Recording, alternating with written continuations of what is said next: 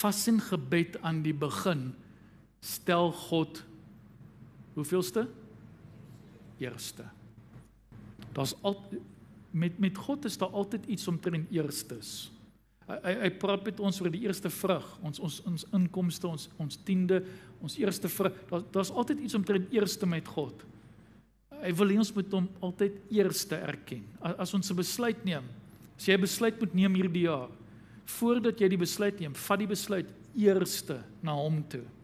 As jy van rigting gaan verander hierdie jaar, as jy nuwe verhoudinge gaan aanknoop met mense, vat dit eerste na God. Moenie dit laaste na God toe vat nie. Onthou, gebed moet nooit 'n laaste reaksie wees. Wanneer alles skeef geloop het in my lewe, en dan wil ek, Here red, hy sal red, maar hy wil eerste wees. Hy wil nie laaste wees nie.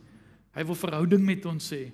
En so wat vas en gebed doen is, dit stel God eerste. Onthou Jesus se woorde, soek eers wat? Die koninkryk van God. Soek eers. Nie die dinge wat ek nodig het nie. Die Here weet klaar wat ek nodig het in 2026.